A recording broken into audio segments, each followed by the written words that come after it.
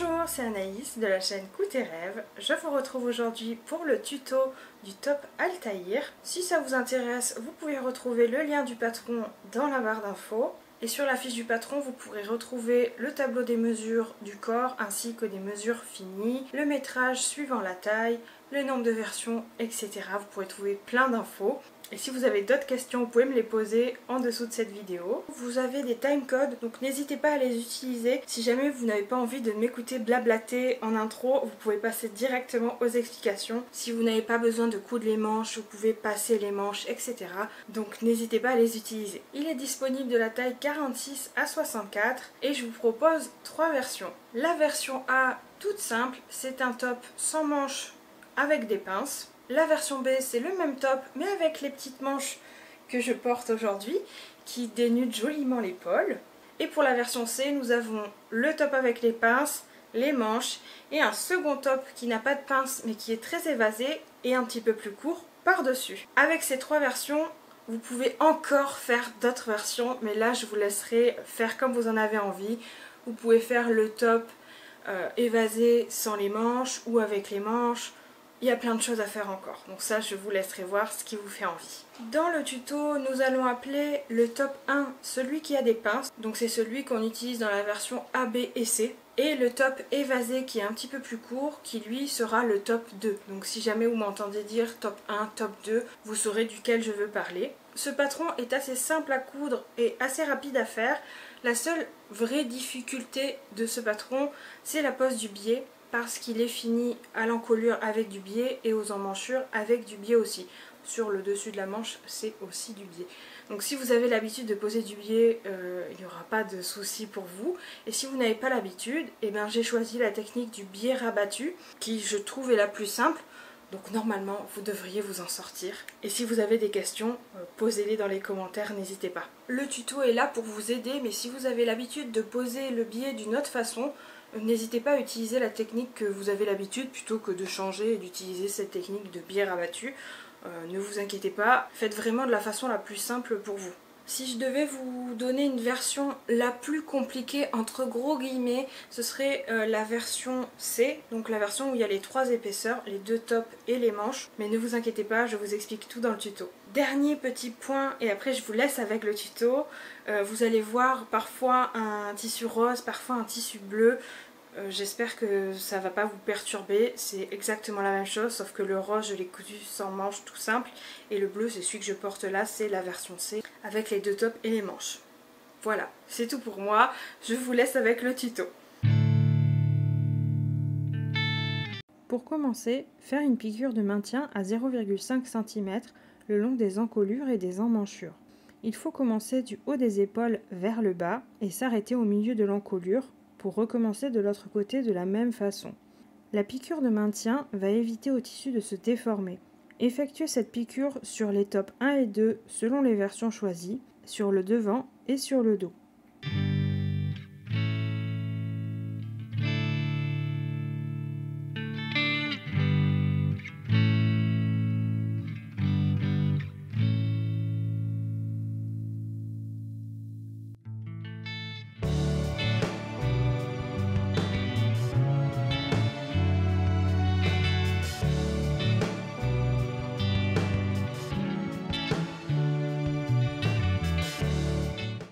Pensez à tracer les pinces au stylo effaçable ou à la craie sur l'envers du tissu.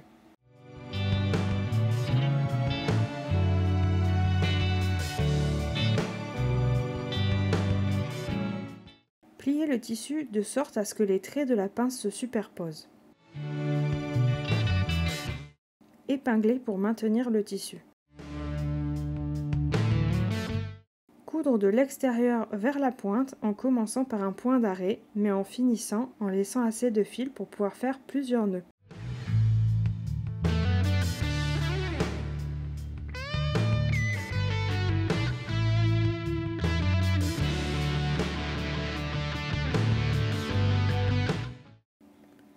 Couchez la couture vers le bas et repassez. Faire de même pour la deuxième pince. Pour l'assemblage des côtés et des épaules, il y a deux options. L'option 1 assemblage classique. Assembler les côtés et les épaules endroit contre endroit à 1,5 cm, puis surfiler et coucher la marge de couture vers le dos pour les deux tops. Ou bien option 2, couture anglaise, c'est celle que nous allons voir ici. Coudre envers contre envers à 0,75 cm.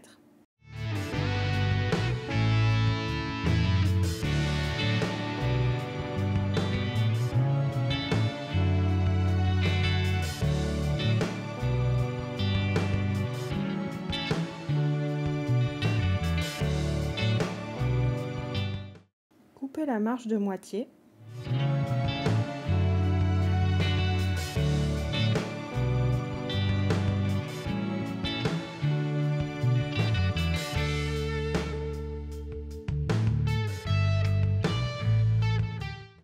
Coucher la couture au fer d'un côté ou de l'autre.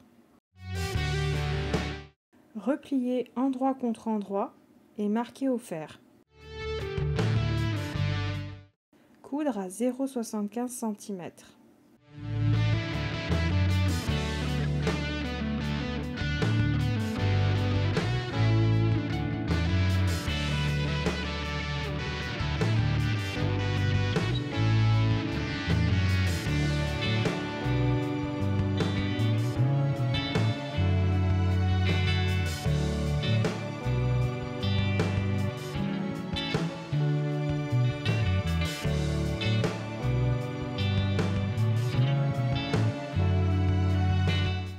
Rabattre la marge vers le dos ou l'avant selon la version et repasser. Option facultative, vous pouvez surpiquer la marge de couture si vous le souhaitez. Faire de même pour assembler les deux tops selon les versions que vous avez choisies. Préparez les biais de manche. Ce sont les plus courts. Les plier en deux dans le sens de la longueur, puis marquer au fer. Ils sont un peu plus longs que la manche, c'est normal, il faudra les recouper par la suite.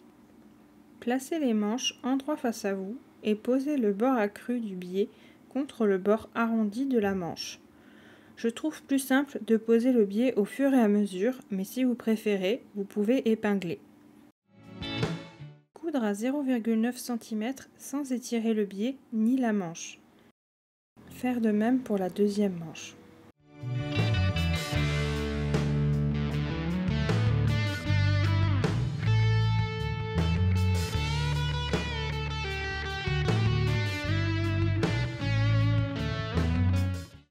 Couper l'excédent de biais ainsi que la marge de moitié.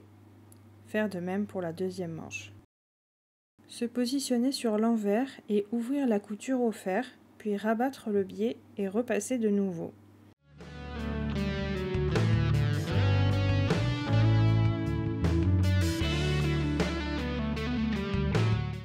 Coudre à 1 ou 2 mm du bord.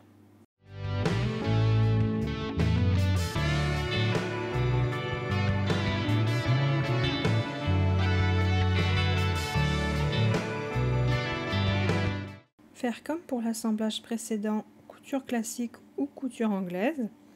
Coudre envers contre envers à 0,75 cm.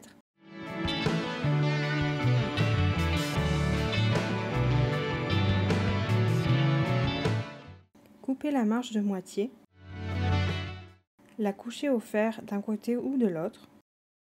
Replier endroit contre endroit et marquer au fer. Coudre à 0,75 cm, rabattre la marge et repasser. Faire de même avec l'autre manche.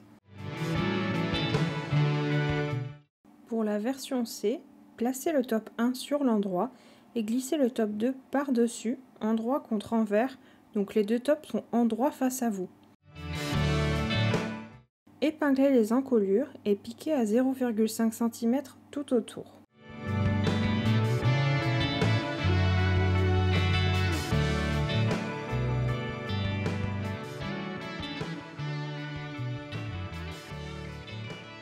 Faire de même avec les emmanchures, en faisant attention de rabattre une marge vers l'avant et l'autre vers le dos pour éviter les surépaisseurs.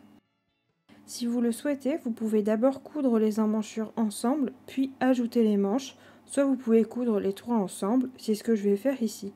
Placez le ou les tops sur l'envers.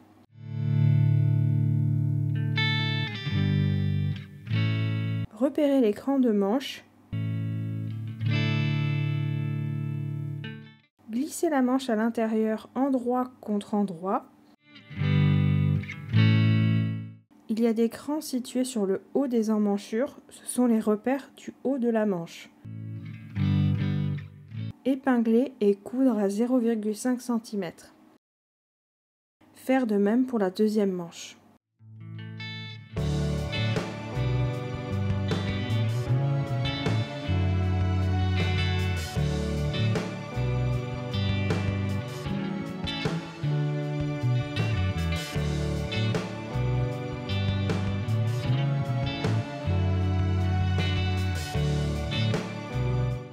Préparez le biais d'emmanchure et d'encolure. Pliez une extrémité envers contre envers sur environ 0,5 cm et marquez au fer. Pliez ensuite le biais de nouveau envers contre envers dans le sens de la longueur, marquez au fer. Pour l'encolure, démarrez au milieu du dos, endroit contre endroit, le bord accru du biais contre le bord accru de l'encolure. Je n'épingle pas le biais et le place au fur et à mesure, mais vous pouvez très bien le faire si vous le souhaitez. Placez une épingle au début du biais et une environ 4 cm avant. Piquez à 0,9 cm en démarrant environ 4 cm après le début du biais.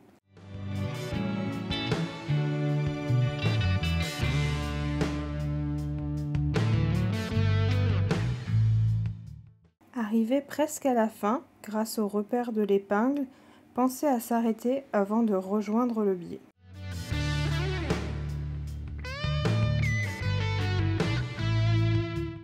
Recoupez le biais à la bonne longueur et le placez à l'intérieur de l'extrémité non cousue.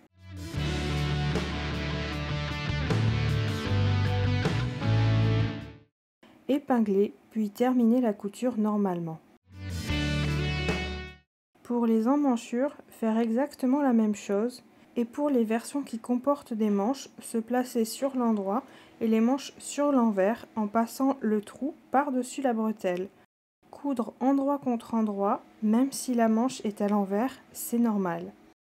Ne pas poser l'extrémité du biais sur la couture côté pour éviter les épaisseurs, mais plutôt juste avant ou juste après. Comme pour l'encolure, démarrez environ 4 cm après l'extrémité.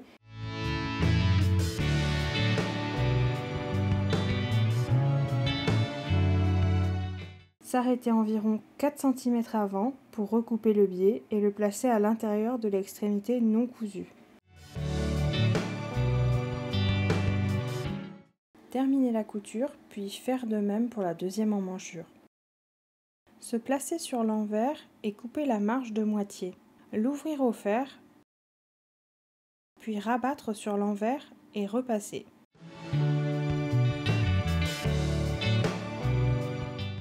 Faites la même chose pour l'encolure et les emmanchures. Piquez à 1 ou 2 mm du bord.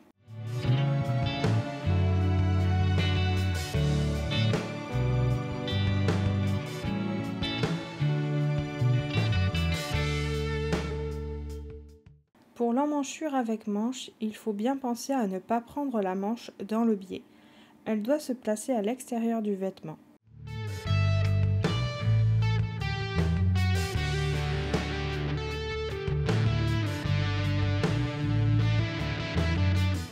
Piquez à 1 ou 2 mm du bord. Enfilez la manche sur le bras de la machine. Pensez à légèrement tendre les tissus pendant la couture, car avec les différents tissus, ils pourraient former des plis. Pour cela, je place ma main gauche sous le tissu pour pouvoir vérifier que tout se place correctement.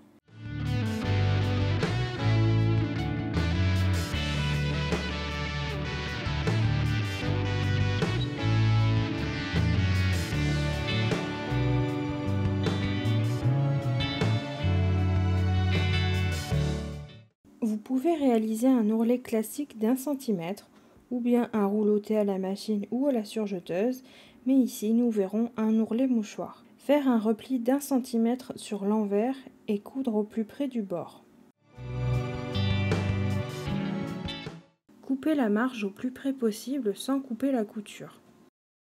Repliez l'ourlet en suivant la découpe faite précédemment et marquez au fer. Piquez à quelques millimètres du bord.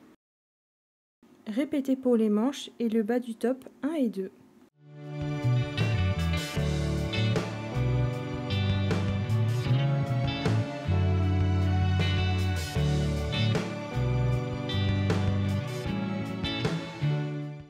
Bravo, vous avez terminé votre top Altaïr.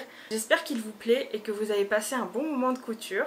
Si ça vous dit, n'hésitez pas à partager vos réalisations sur les réseaux avec les hashtags qui s'affichent juste ici. Je serai ravie de voir vos réalisations et si vous le souhaitez, vous pouvez aussi me les envoyer par mail, soit parce que vous ne voulez pas les montrer sur les réseaux, ce que je comprends tout à fait, mais moi je serais ravie de les voir, soit parce que vous voulez que je les partage sur le site internet. Je vais créer des pages pour chaque patron où je vous partagerai les réalisations des testeuses, mais aussi vos réalisations à vous. Comme ça vous permet de voir plusieurs morphologies, différents ajustements, etc. Donc si vous le souhaitez, envoyez-moi tout ça à contact@couterreve.fr. Je vous dis à très bientôt et bonne couture!